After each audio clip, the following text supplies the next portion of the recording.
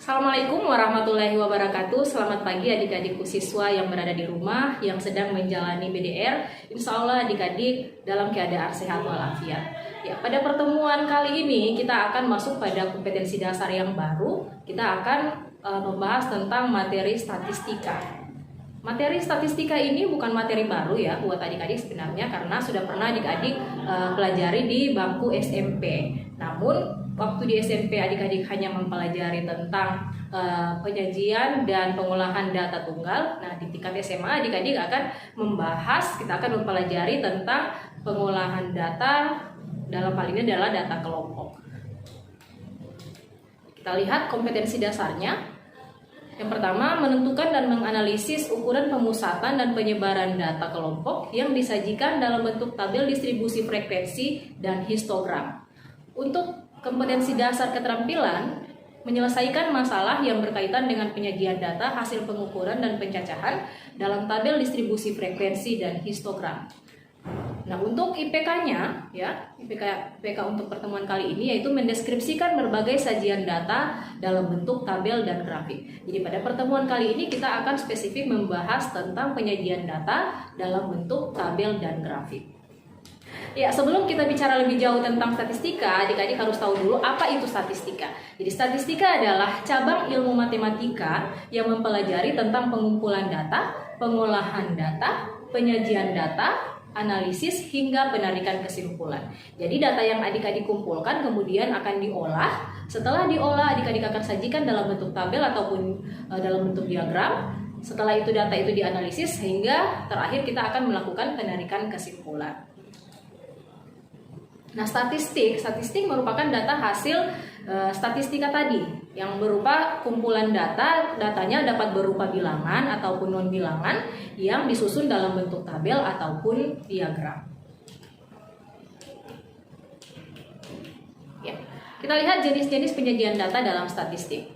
Yang pertama ada tabel, kemudian diagram garis, diagram batang, diagram lingkaran, dan piktogram.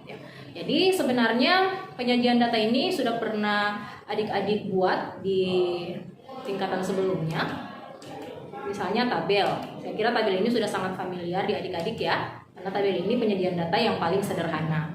Ini kita lihat misalnya ada data penjualan buku di suatu toko pada beberapa bulan terakhir dari bulan Januari sampai dengan bulan Mei. Jadi ini adalah tabel yang menyajikan data tentang penjualan buku di sebuah toko pada 5 bulan terakhir. Cara membaca tabel ini pada bulan Januari berarti jumlah buku yang terjual ada 20, pada bulan Februari jumlah bukunya ada 15, pada bulan Maret 33 eksemplar buku yang terjual, bulan April 24, dan bulan Mei ada 10 eksemplar buku yang terjual. Nah, iya, untuk membuat diagram ya, baik diagram garis, diagram batang, ya kita membuatnya pada koordinat kartesius. Koordinat kartesius itu terdiri atas sumbu X dan sumbu Y. Nah, untuk contoh soal yang tadi ya, untuk contoh soal yang ini, maka koordinat sumbu X itu menunjukkan bulan ya, menunjukkan bulan, sedangkan untuk Y itu menunjukkan jumlah buku yang terjual. Jadi pada bulan Januari itu 20 buku yang terjual. Jadi kita buat titik pada angka 20 ya. Pada sumbu X itu kita tarik dari bulan Januari, kemudian dari sumbu Y itu pada angka 20. Jadi kita potongkan, pada titik potong itulah kita tebalkan titiknya. Untuk bulan Februari juga seperti itu ya. Untuk Februari berarti kita jumlah pada sumbu Y itu adalah 15. Nah, titik-titik ini ya, ada 5 titik berarti yang akan kita buat ya. Titik-titik ini kemudian kita hubungkan menggunakan mistar sehingga terbentuklah sebuah diagram garis. Nah, selanjutnya adalah diagram batang. Nah, sama diagram batang juga berasal dari sebuah tabel, datanya berupa tabel. Nah, ini kita lihat, data ini menunjukkan jenis kelamin dan tingkat pendidikan dari pegawai di sebuah perusahaan atau di PT ABC pada tahun 2006. Ya, kita lihat jumlahnya ya. Jumlah di sini yang akan kita buatkan diagram batangnya. Jadi, diagram batang ini bisa kita buat diagram batang tegak dan bisa juga diagram batang mendatar. Pada diagram batang tegak, ya, pada diagram batang tegak, tingkat pendidikan ini yang menjadi yang kita letakkan pada sumbu X, dan sumbu Y-nya ini adalah jumlah, ya, jumlah dari pegawai laki-laki dan perempuan dengan tingkat pendidikan tingkat pendidikan yang tadi. Dan untuk diagram batang yang mendatar, pada sumbu X itu adalah jumlah dan pada sumbu Y-nya itu adalah tingkat pendidikannya. Jadi seperti ini diagram batangnya. Adik-adik bisa lihat diagram batang tegak dan diagram batang mendatar. Jadi nanti akan pada diagram pada data kelompok nanti ada yang disebut dengan histogram dan poligon frekuensi. Jadi histogram itu mirip dengan diagram batang ini. Nanti akan ketika kita masuk ke materi itu akan kelihatan di mana perbedaan antara diagram batang dengan histogram. Diagram selanjutnya adalah diagram lingkaran.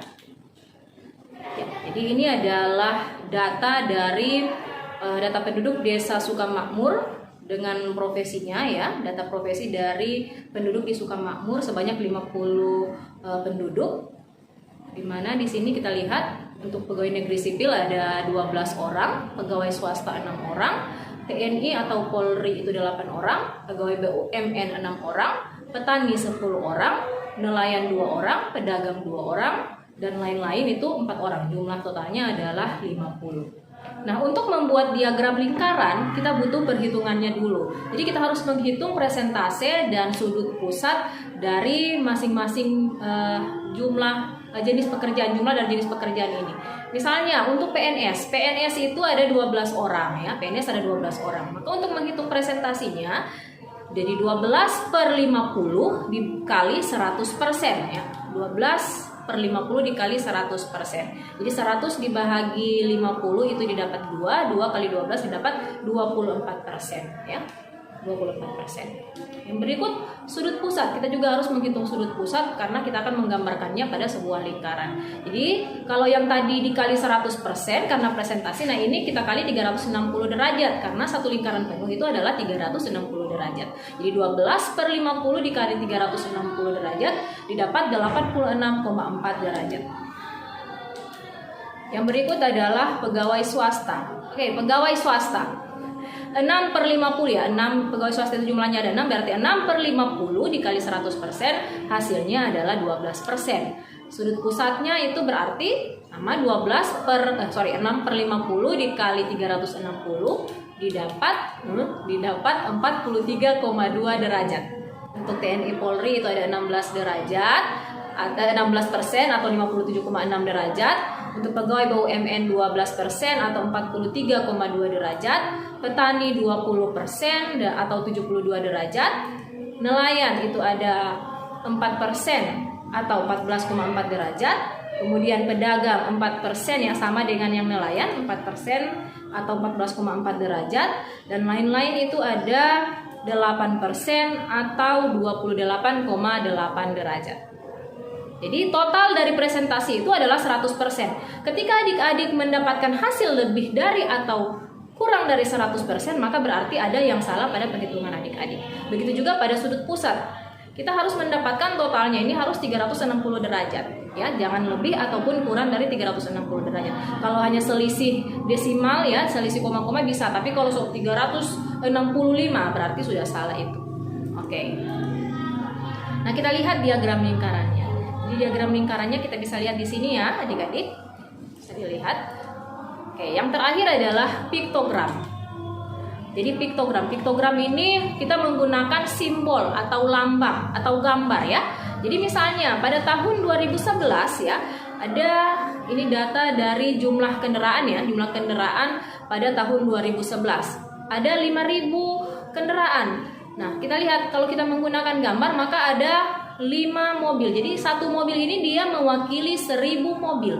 Satu mobil mewakili 1.000 mobil. Sehingga kalau ada 5.000 berarti ada 5 mobil. Nah, kalau yang mobil kecil, ya, untuk yang 500 berarti dia diwakili oleh satu gambar mobil kecil. Sehingga pada tahun 2012 ini ada 6.500 mobil, maka kita lihat gambarnya, ya. Ada 6 mobil besar dan 1 mobil kecil. Jadi 6.500.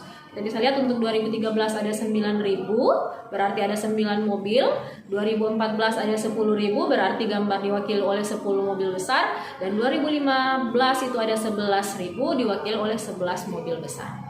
Oke, jadi untuk penyajian data itu ya kita bisa menggunakan tabel, menggunakan diagram garis, diagram batang, diagram lingkaran, dan yang terakhir adalah piktogram. Jadi nanti sebagai tugas adik-adik sudah saya kirimkan pada Google Classroom LKPD yang harus adik-adik kerjakan. Di situ ada latihan ataupun tugas yang harus adik-adik kerjakan dan kemudian dikirim pada Google Classroom. Jadi ini dulu yang dapat saya sampaikan pada pertemuan ini. Semoga bermanfaat. Terima kasih. Assalamualaikum warahmatullahi wabarakatuh.